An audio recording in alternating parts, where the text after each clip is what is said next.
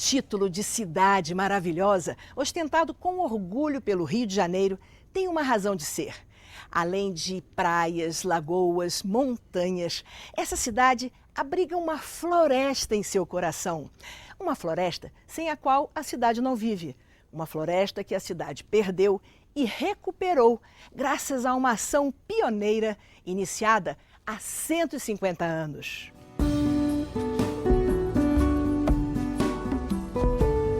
A floresta é maravilhosa, magnífica. Já estou aqui há 8 anos e cada dia é um aprendizado.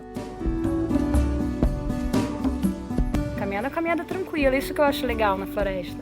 Ela permite que todos venham.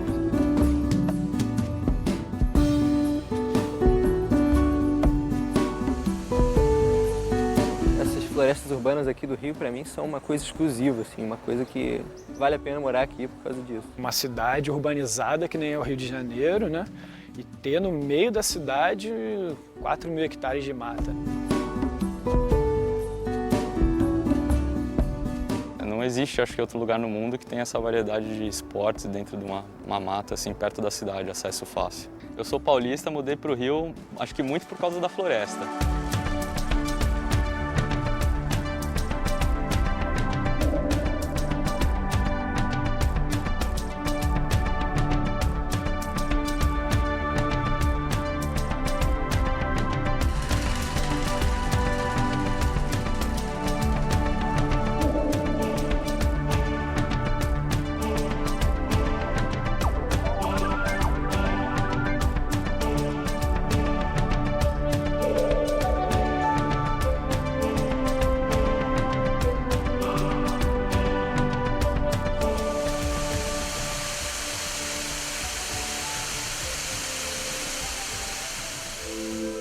A Floresta da Tijuca, uma das maiores manchas verdes em área urbana do mundo, é protegida pelo Parque Nacional da Tijuca. Cerca de 70% do que existe hoje de floresta foi resultado de um trabalho de reflorestamento. Seus 4.000 hectares de mata têm um valor ambiental inestimável.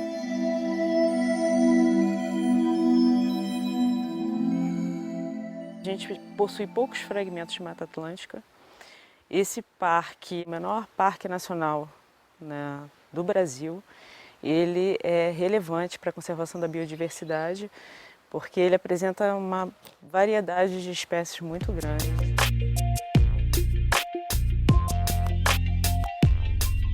Na Floresta da Tijuca se encontram mais de 1.600 espécies vegetais, 433 delas ameaçadas de extinção.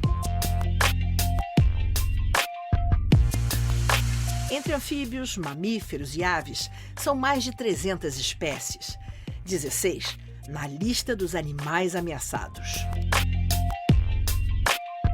Além de conservar fauna e flora, a floresta melhora a vida de quem mora no Rio de Janeiro, das mais diversas formas. O parque ele presta vários serviços ambientais à cidade. Ele contém a erosão, ele ajuda que a chuva penetre no solo, diminuindo o desmoronamento, desbarrancamento, né, a erosão do solo, ajuda no microclima da cidade. As florestas regulam, e a nossa mais especialmente pelo tamanho, o clima da cidade inteira.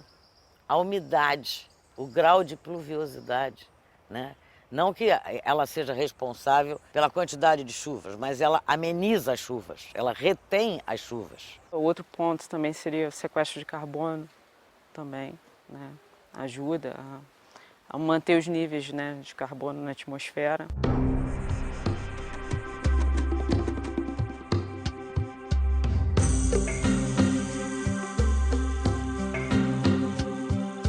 Tão importante quanto a beleza e a importância dessa floresta é a sua história.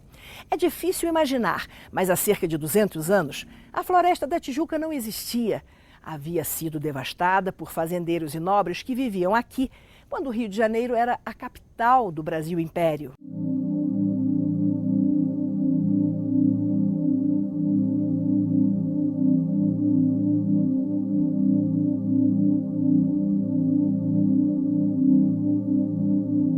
As áreas do parque foram divididas em 6 marias e depois elas foram sendo fracionadas aos poucos, né? Foram virando fazenda, depois sítios, chácaras, etc. Com o passar dos séculos, elas foram se dividindo. Com isso, houve uma derrubada geral da mata. O homem veio para cá, ele precisava de quê? Para cozinhar? Carvão. Olhavam para lá, lá tem lenha, vamos fazer carvão. Lá tem madeira, vamos fazer carvão. Depois veio o ciclo da cana-de-açúcar. Teve a cana-de-açúcar, teve algodão, milho, teve plantação de capim para os moares e para os cavalos, teve até gado, até exploração de mina de ouro teve dentro do parque. Pequena, mas teve. Além de tirar lenha, tirar madeira de construção, tirar tudo, veio o café. Quando chegou o café, que não dá na Baixada, foi na serra. Tudo isso daqui foi cafezal. Ali, na vista chinesa, quando você desce para o Jardim Botânico, tinha 50 mil pés de café em uma fazenda só.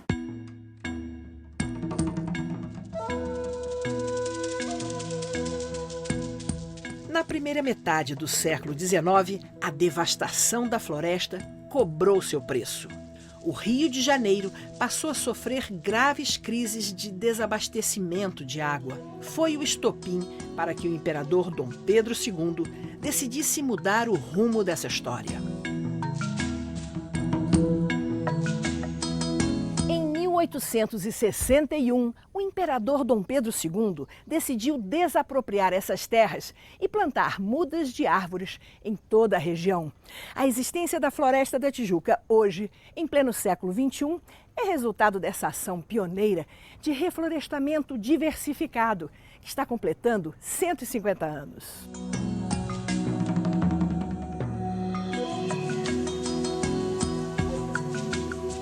Ao longo de quase 3 décadas, o reflorestamento foi feito com a orientação e a dedicação de homens como o Major Archer e o Barão Luiz Scragnoli.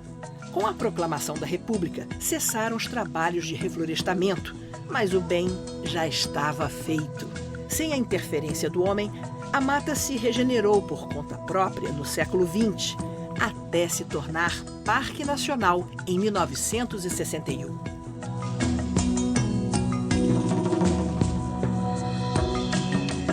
Hoje o processo é natural. Cai uma árvore, morre uma árvore, ela mesmo traz a sucessão. Então é isso que é importante. Ou seja, o Parque Nacional da Tijuca hoje chegou a esse estágio de recuperar aquilo que por acaso é danificado em algum momento no seu ciclo natural. Nós somos hoje o exemplo mais bem-sucedido do mundo de reflorestamento. Fomos o primeiro heterogêneo, quer dizer, feito com espécies diferentes, né? O primeiro reflorestamento heterogêneo da América Latina e somos o exemplo mais bem-sucedido do mundo.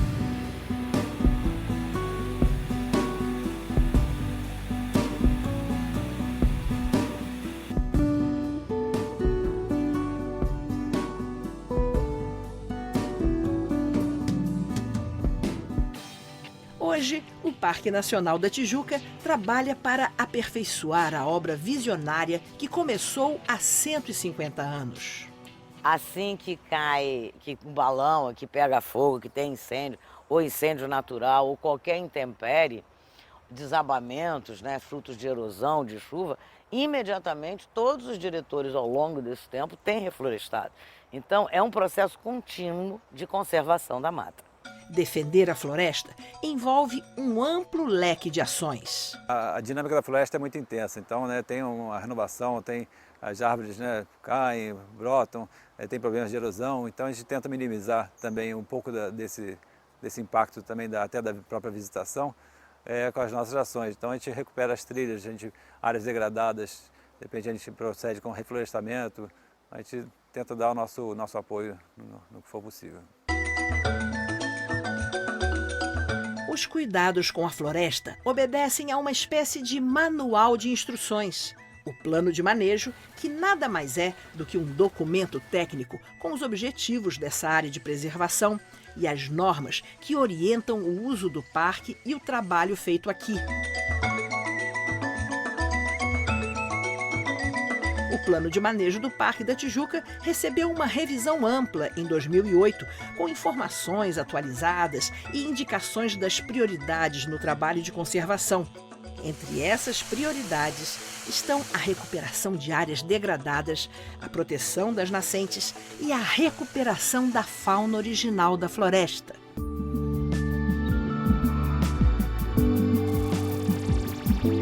Um dos trabalhos que vem ajudando a recuperar a fauna é o projeto de reintrodução de cutias, iniciado em 2010. Além de devolver à floresta uma espécie que costumava viver aqui antes do desmatamento, o projeto ajuda a mata a se perpetuar. As cutias, elas são um dos principais dispersores de semente que existe no Brasil, por causa de um comportamento que existe delas, que é de estocagem de semente, né? Elas pegam as sementes, né, vão atrás dos frutos, comem a polpa e muitas vezes enterram as sementes para um período que não vai ter muito fruto disponível no chão da floresta. E às vezes o bicho pode morrer ou simplesmente esquecer onde enterrou, não voltar lá para buscar aquela semente germina. A devastação do século XIX praticamente extinguiu da floresta os animais dispersores de sementes, como as cutias. Hoje a mata precisa de animais que levem os frutos para longe da planta-mãe. Isso facilita a germinação e aumenta a população de árvores. Dentro do projeto, as cutias recebem acompanhamento dos pesquisadores e zoólogos antes de serem reintroduzidas. E com a ajuda de um colar de radiotelemetria, cada animal é monitorado. Dessa forma, os pesquisadores verificam os índices de sobrevivência dessa espécie, que volta a criar uma relação de parceria com a floresta. A floresta também tem seus inimigos e entre os mais perigosos está o fogo. A área de meio ambiente nós temos um problema seríssimo, que são os balões. Ainda dentro da cultura do carioca, né, ou um vício, para mim isso é vício, porque traz prejuízo, é vício, eles soltarem balões. E os incêndios. Então o que tem? O parque agora tem uma equipe fazendo o quê? Os aceros. O que é um acero? O acero é você roçar, deixar na terra uma área que vem do capim para não chegar na floresta. Porque quando o fogo passa para a floresta, ele começa a pegar o subbosque, pega as árvores e começa a destruir através do incêndio. Uma das características dos nossos brigadistas de incêndio florestal, eles são arregimentados por aqui. Ou seja, são moradores do entorno que ajudam também na preservação. Dentre os brigadistas são selecionados monitores ambientais. Ao fim do período de seca, eles continuam trabalhando na floresta, fazendo a manutenção das trilhas e dando orientação aos visitantes.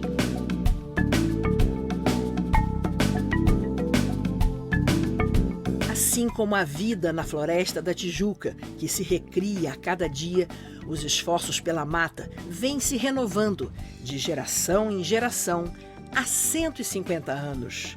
Esse é o sentido maior da palavra patrimônio. Cada um ajudando, poxa, nossa descendência, nossos filhos, nossos netos poderão assistir essa coisa maravilhosa que hoje em dia a gente tem, o poder de ver e admirar. E vamos continuar a lutar, pessoal. Sem briga a gente não consegue nada.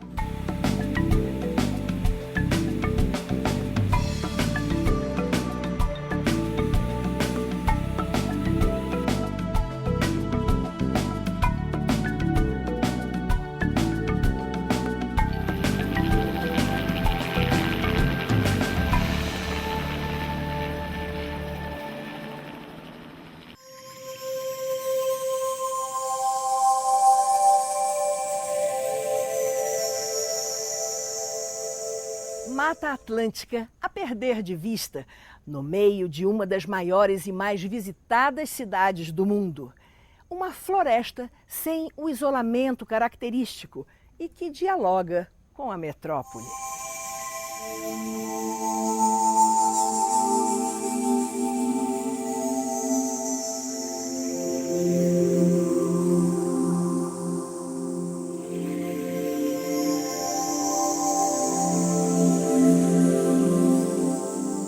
Os trabalhos de conservação se tornam muito mais difíceis sem a participação da comunidade.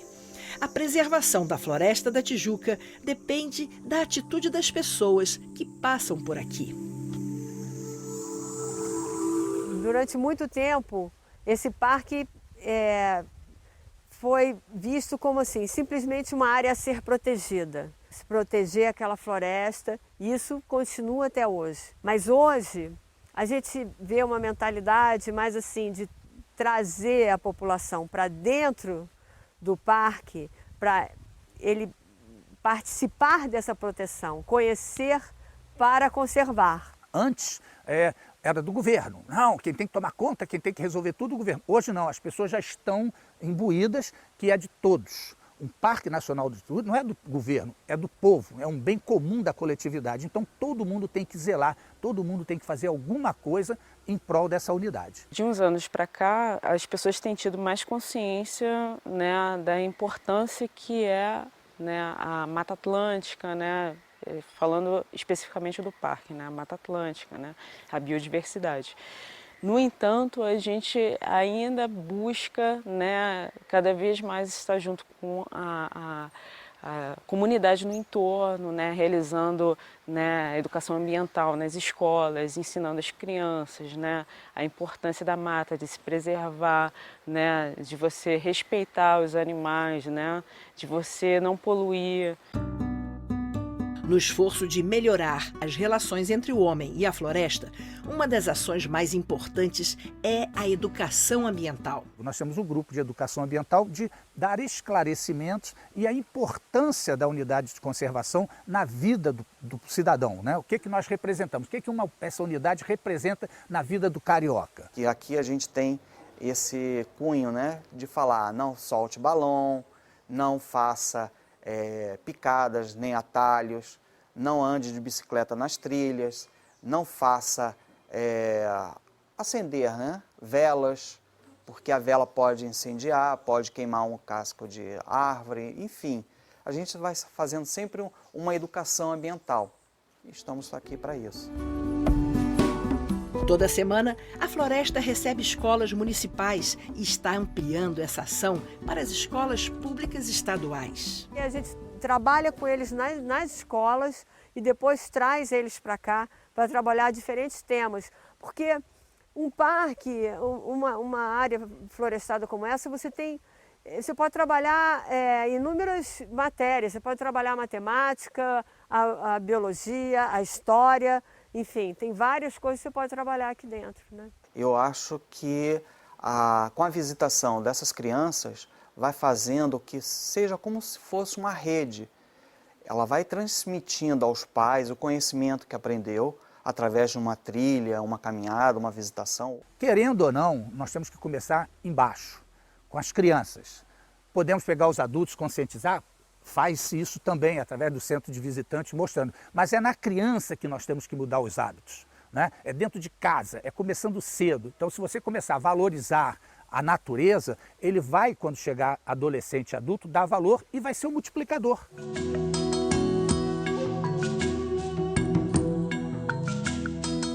A Mata Atlântica ensina e aprende sobre si mesma. A pesquisa e a produção de conhecimento fazem parte do dia a dia na Floresta da Tijuca. O parque é um laboratório para você comparar áreas mais preservadas de uma área dentro da cidade. Entendeu? Isso enfim, contribui muito para a ciência, né? O parque recebe muitos pesquisadores aqui, né? Das principais universidades aqui do Rio de Janeiro, como também de universidades de outros estados, né? No Rio Grande do Sul, né? De Minas Gerais, de vários locais.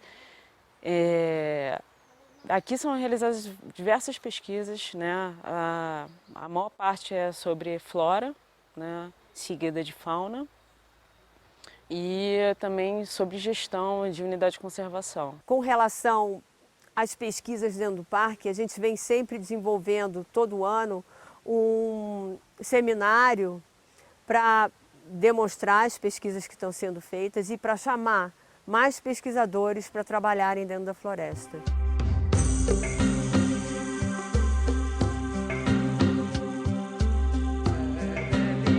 Quem convive com a mata acaba se envolvendo com ela. Na Floresta da Tijuca, esse envolvimento resultou na criação de um dedicado grupo de voluntários. Esse grupo que envolve pessoas tanto de associações esportivas como escaladores, caminhantes e pessoas em geral da sociedade que têm a oportunidade de dar um pouco da sua contribuição, né, já que a natureza nos oferece tanto. Ou seja, pessoas que numa determinada época do mês pré-estabelecido vêm para cá fazer os trabalhos. Que tipo de trabalho? Às vezes problema de trilha, de manutenção, de reflorestamento, de plantio. Então é uma gama de serviços que esses voluntários ajudam.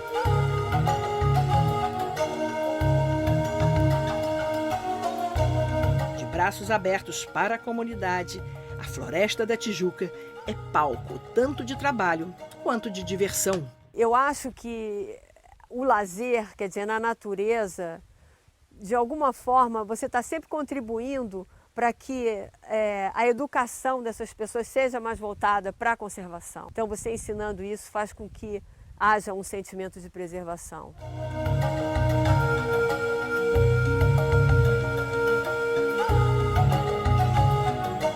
Do lazer das comunidades vizinhas ao turismo internacional. Essa floresta de qualidades únicas faz parte do roteiro turístico do Rio de Janeiro. O Parque da Tijuca é o parque nacional mais visitado do Brasil. O turismo vem se mostrando um caminho para que a conservação desses ecossistemas se torne uma ação sustentável.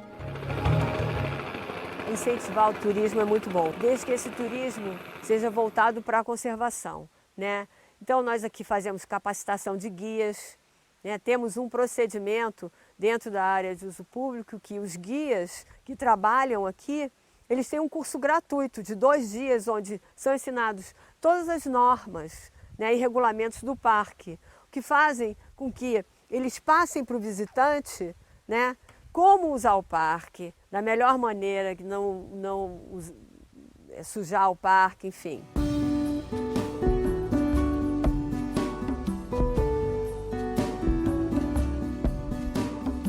Cada gesto, cada esforço pela saúde da Floresta da Tijuca é recompensado. A vida que se recriou aqui continua se fortalecendo a cada dia que passa. Em certos aspectos, o parque está melhor, porque houve proteção e houve maior regeneração. Você viu essas maitacas voando por aí? Uma coisa de 20 anos atrás, 10 anos atrás, era muito difícil você ver.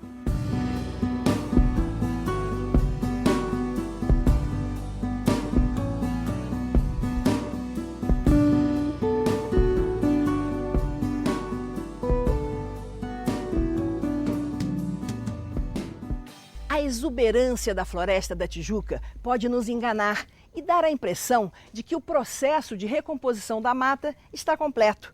Na verdade, a recuperação da floresta ainda está em curso e muita coisa pode ser feita até que ela se torne um ecossistema pleno.